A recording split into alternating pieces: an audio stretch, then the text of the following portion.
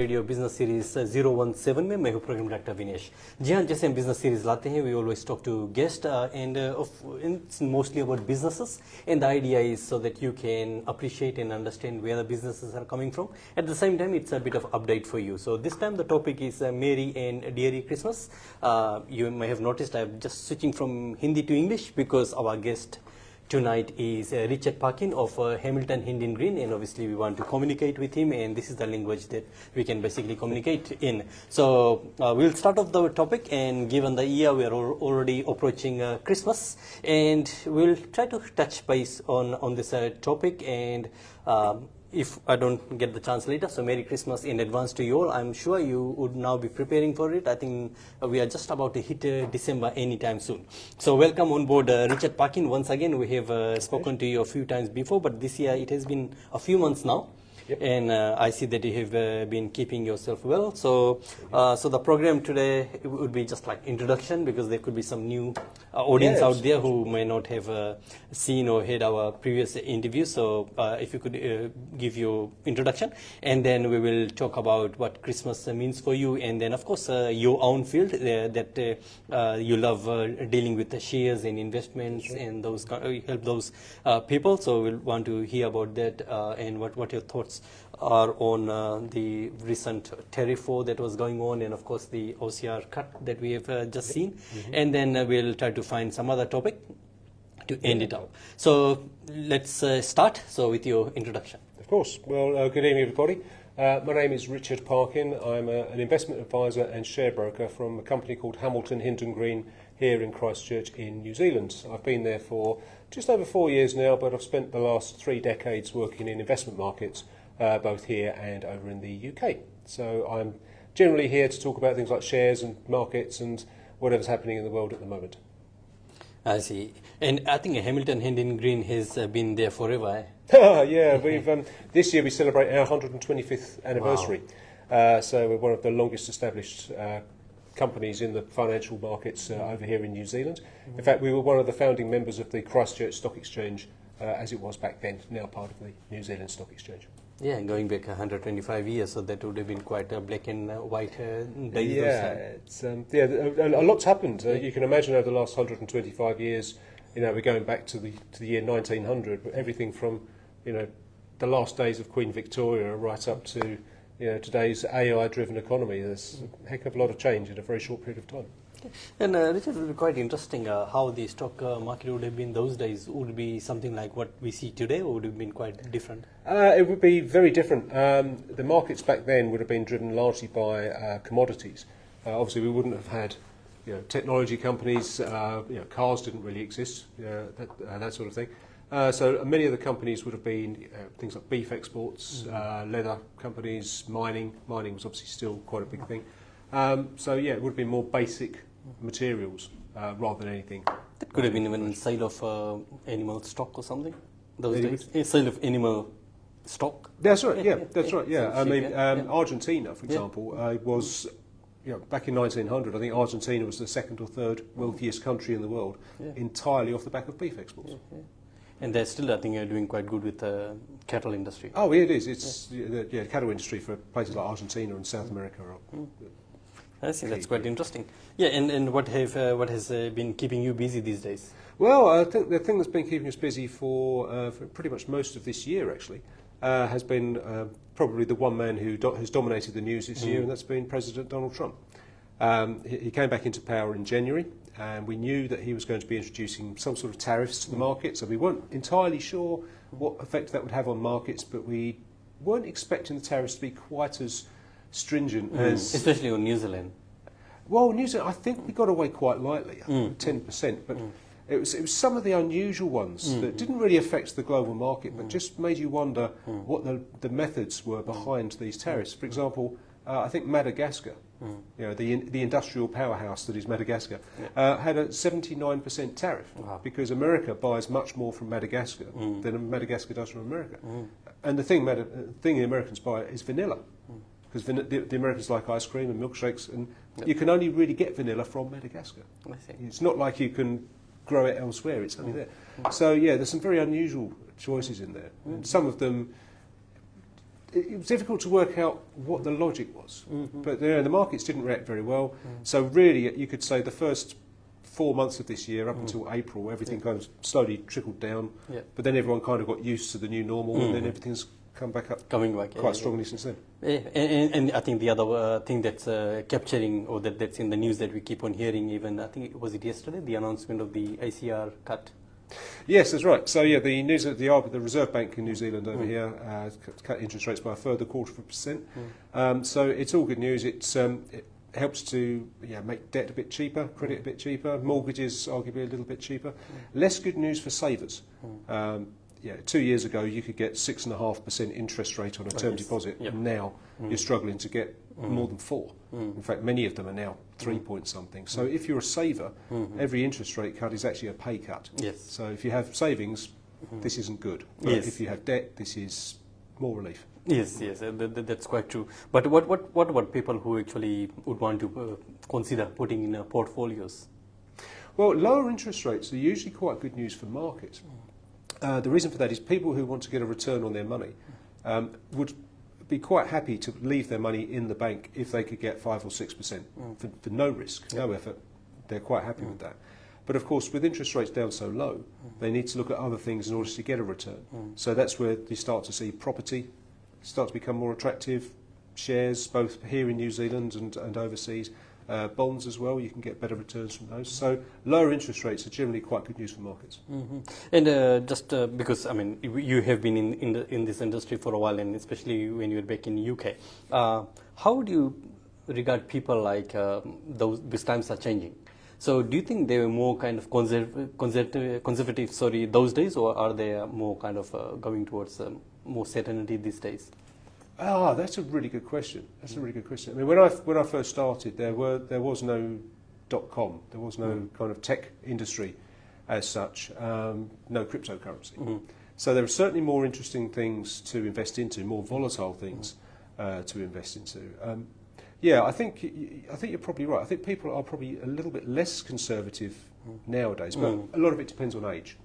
Somebody who's in their 70s who wants to invest for income is probably just going to stick with large, well-established, well-known companies. Whereas someone younger who's got access to trading on their phone, they're jumping in and out of Bitcoin and tech stocks, and it's very, very easy to do it. Just to buy, put $50 in Tesla and flip out later on that day. It's very easy to do now. So I think people are more imaginative these days, but the fundamentals still apply. A good quality company is still a good quality company. And what do you think about betting? Is that a good idea? Is it kind of equivalent to investment, or would you regard that as which one? Betting, like people do bets, like they place bets on, say, All Blacks, or they I see. bets on basically spread betting on shares. People have been doing that for a while. That's been happening for at least 15, 20 years that I know of. If you know what you're doing and you can afford to lose the money, then it's fun. Treat it as fun money. Don't put your life savings in it, unless you know what you're doing, and even then be prepared to lose. That's true. And going further, like when we talk about investments, all these portfolios, do you have like clients who are kind of quite specific which companies they would rather, maybe put it the opposite way, or your clients come to you and say, Richard, I don't want you to put my money into that particular industry? Yeah, absolutely.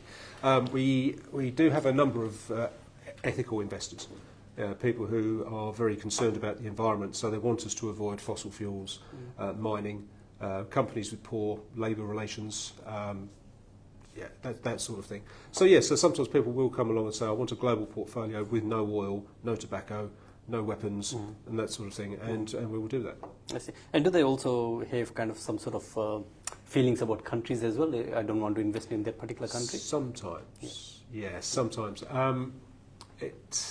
I won't mention any countries by name, but there are one or two countries that perhaps have questionable sort of global reputations, and some people like to try and avoid. No one's ever asked me to invest in North Korea, funnily enough.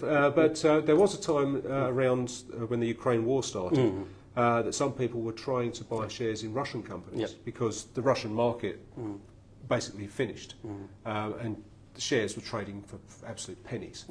And so people were trying to sort of jump in and take advantage of bargains, which they couldn't do because of sanctions.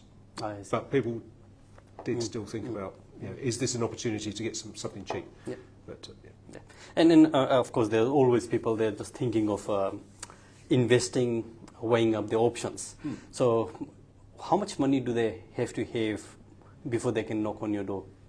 Well, people are welcome to knock on my door for almost any amount of money, really. I'll talk to anybody.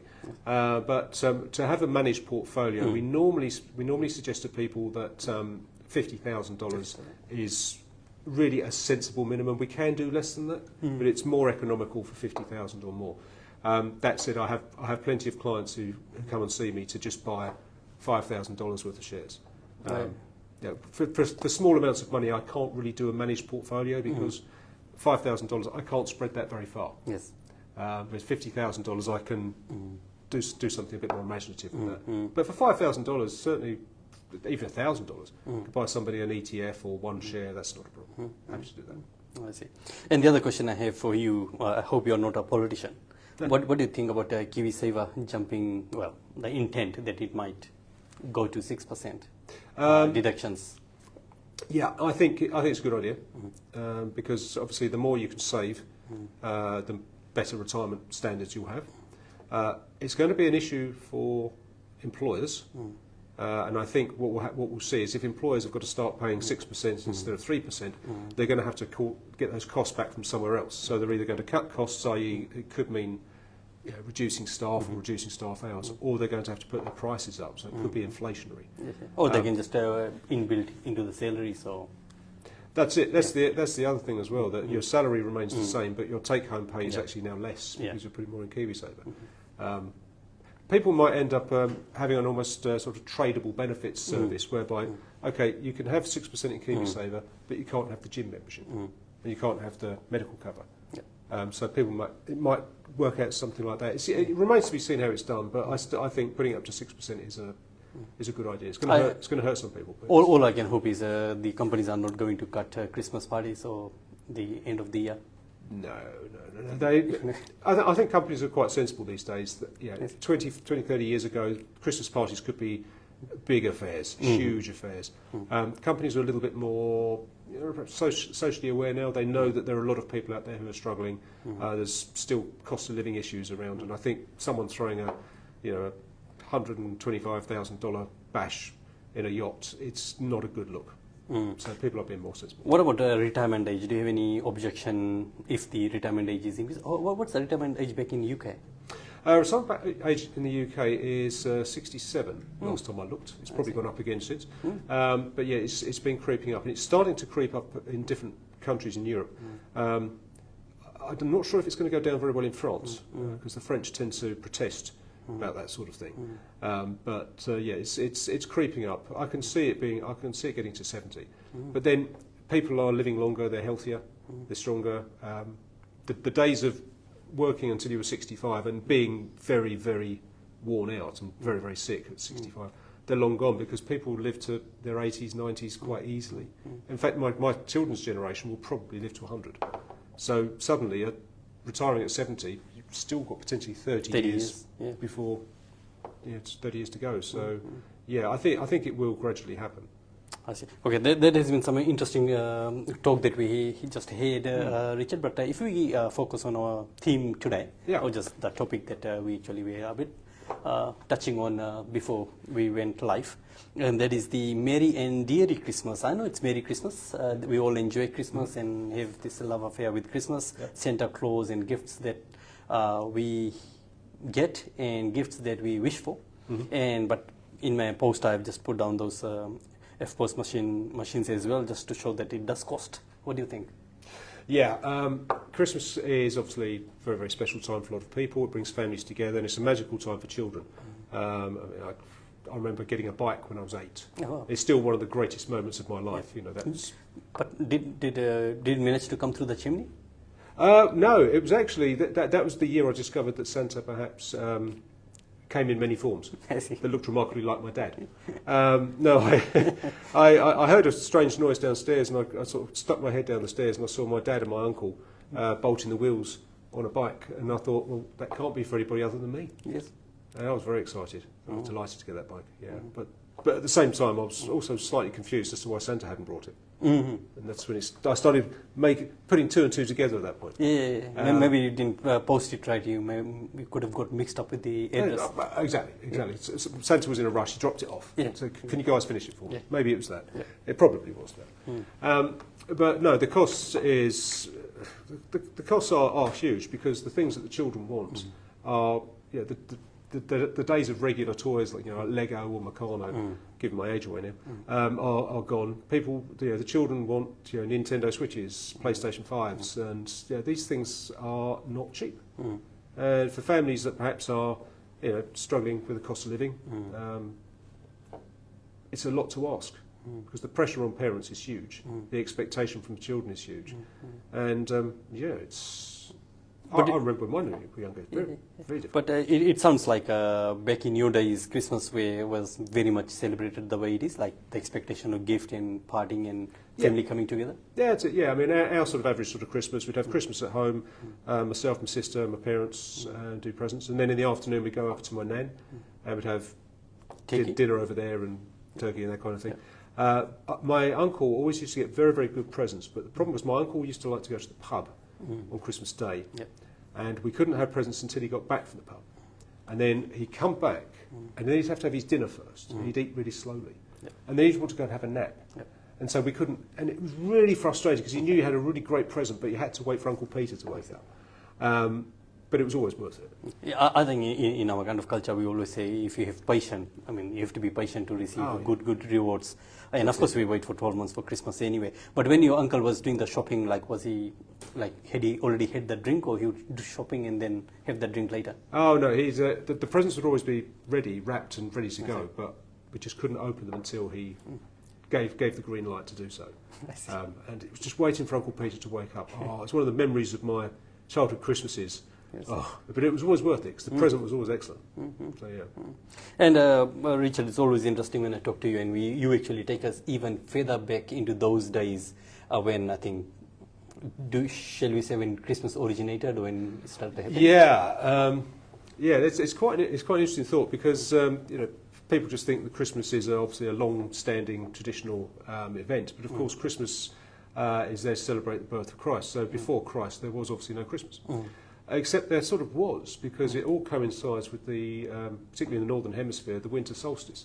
The winter's come to the end, and the nights are just starting to get a little bit lighter, and people would come together to celebrate effectively surviving winter. We've got through the worst of it, and it gets easier from here on in. But also the Romans, they celebrated the feast of Saturn, the god of agriculture. And people would have feasts and party and give each other gifts to celebrate Saturn's festival. So you had these other festivals that were kind of a bit like Christmas, but obviously this is before Jesus existed.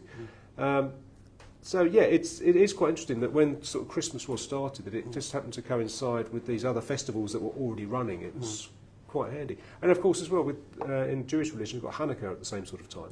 So you have all these different religions with their very similar sort of festivals at the same sort of time. So Christmas, I suppose, has really been around as long as man has. It started off just celebrating the end of winter. Very interesting, Richard. So I think looking at our time, I think we are almost there. We will try to end up this particular session pretty soon. So what about your plans for Christmas this year? Are you going back to UK?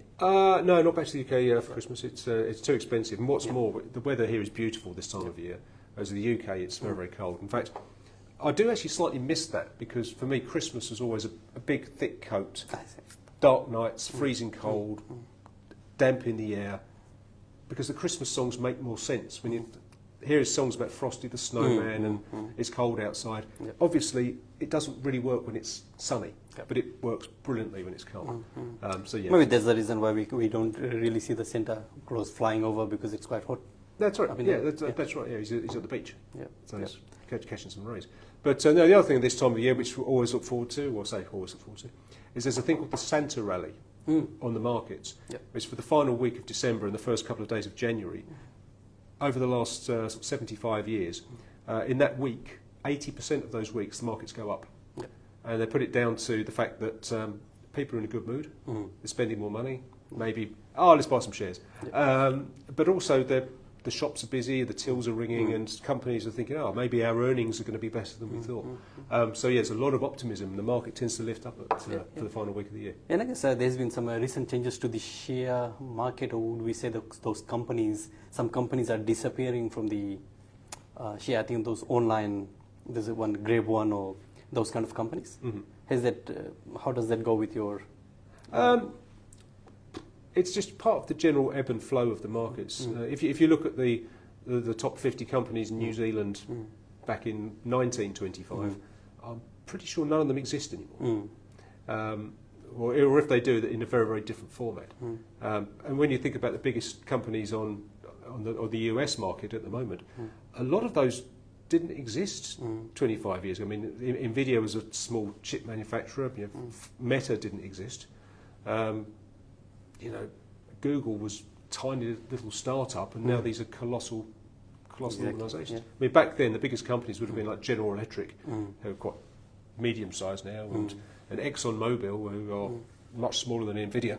It just goes to show that the technology side of things has expanded so quickly, and the more traditional industries have kind of shrunk back. It's just the way things are, they just keep changing. Exactly. That's what I was looking for. So it happens. That's what life is all about. This change everywhere. Exactly. It's whether it's nature, whether it's markets, whether it's people, everything just goes on a circle of life, circle of change. So do you think it's necessary for people to consider investment at any time in their life, or? I think the most important thing for anybody is KiwiSaver.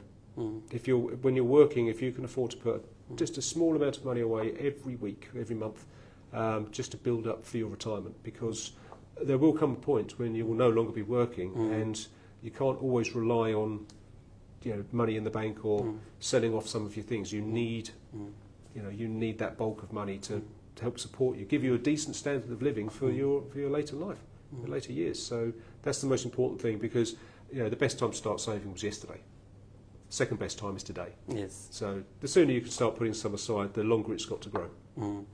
Thank you so much, Richard. And we'll just close up now. And is Hamilton Hindin Greene going to close for the Christmas break? No, we'll be open for most of it.